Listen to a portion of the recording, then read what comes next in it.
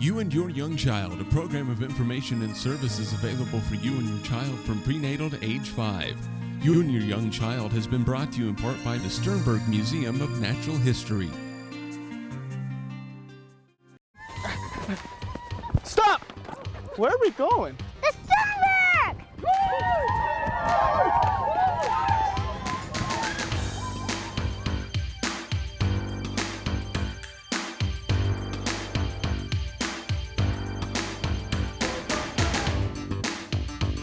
Don't get left behind. We're waiting for you here at the Sternberg Museum, where there's always new opportunities for discovery under the dawn. Hello, and welcome to You and Your Young Child, the program devoted to early childhood. My name is Dana Stanton, and I'm the coordinator of USD 489 Early Childhood Grants. And with me today is Joan Dunn. Good morning, Joan. Good morning. Now, Joan, tell us what organization you work for and what do you do there?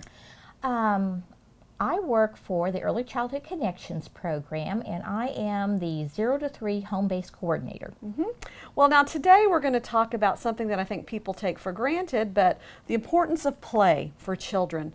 So why do we need to focus on the importance of play? Why is that important? You really hit it on the head when you said people take it for granted.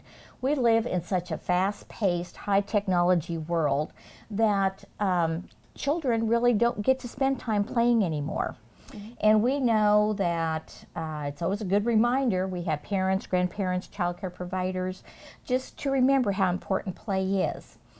From the time a child is born, they love to play, and play is their work.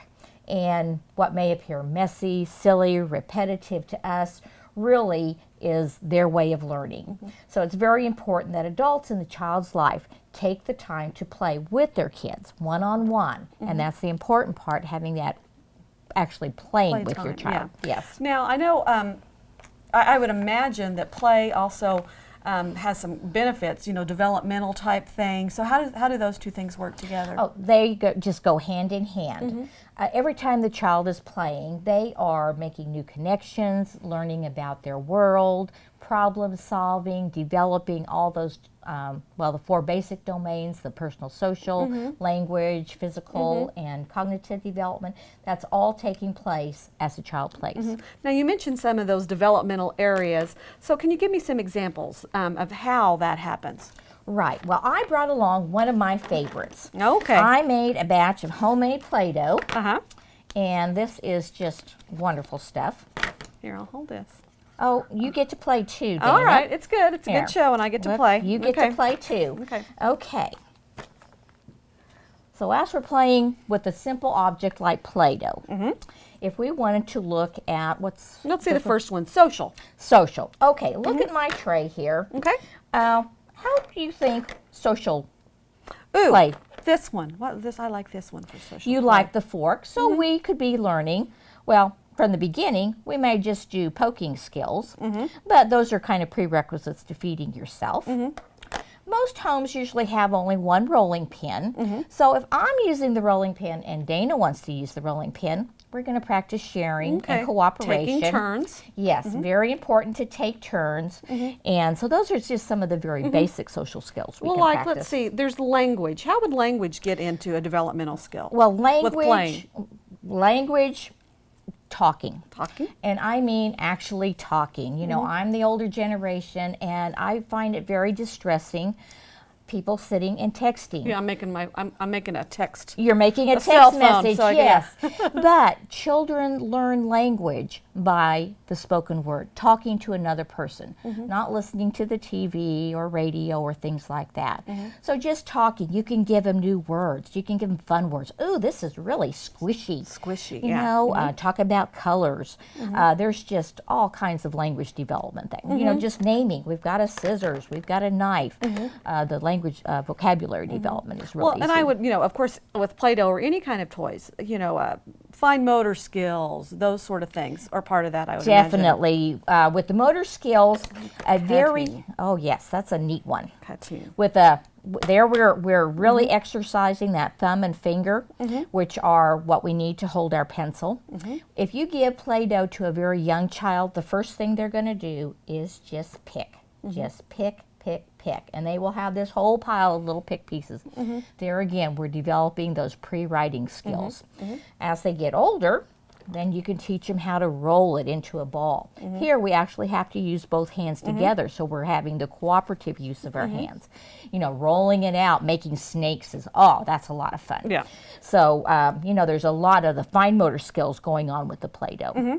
If you have like a big rolling pin, you're also going to be using some of those upper arm skills also. Now, how can we learn more about the importance of play?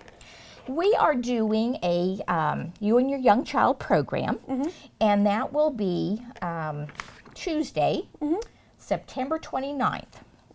And these sessions are held usually through the school year. There's about 7 of them. Are those called a TG? What are those called? Those are the Thank Goodness It's Family Night Out. Okay, yeah. Yep, Family Night Out. It's on a Tuesday. Okay. But it's on a Tuesday. And what's really neat about this, we work in cooperation with the Center for Life Experiences. This is the First Presbyterian Church, 29th and Hall. And they have the ideal setup. We arrive at 6 o'clock, serve a meal, and for child care, they have several rooms available for child care. So after the meal, the kids can go and be taken care of while the parents can attend the program, and we wrap it all up by 8 o'clock at night. Now, when is this next one? Okay, the next one is, or the first one for this year is September 29th. Okay, September 29th. And they fall about, the third or fourth Tuesday of the month. So that's the next one. So there is childcare provided, there's a meal. Now, can you just show up, or do you need to call the register? We need to have RSVPs, and of course, we need to know how much food to prepare. And then we can only have 30 children in the childcare, which is a lot. Yeah. And that way we can make sure we have enough childcare providers and food prepared. Okay. And the deadline to RSVP is 4 p.m. the Monday before. So it'd be, Monday the 28th. Now, if people want to register for that, or maybe they have a young child and they're more interested in learning about the things we've talked about today, who do they need to call? Look at that, Joan. Okay, right. I'm a visual learner. Okay. So our phone number for our new office, since we've relocated, is 785-623-2430. And during the regular business hours, there's a Dana that will answer the phone. And different Dana, not me Dana. Yes, we have 3 Danas, and she will take reservations. If you happen to call after hours, Carla, she will be at extension 210, or our 3rd Dana will be at extension 219. And there's 40 names, so if you need to have that extension number to leave the RSV afterwards. All right. So that's... All right, wonderful. We'll So parents, remember to play with your child. It's probably one of the most important things you can do. That is, and as I was preparing, I came across the poem. Oh, here we got a poem. Okay, it said, I tried to teach my child with books. He gave me only puzzled looks. I tried to teach my child with words. They passed him by unheard. In despair, I turned aside. How will I teach my child, I cried. Into my hand he put the key. Come, he said, and play with me. Good words. We can't end on anything better than that. Thank you, Joan. You've been watching You and Your Young Child, the program devoted to early childhood. Parents, remember, you are your child's first and best teacher. Thank you. You and Your Young Child, a program of information and services available for you and your child from prenatal to age 5. You and Your Young Child has been brought to you in part by the Sternberg Museum of Natural History.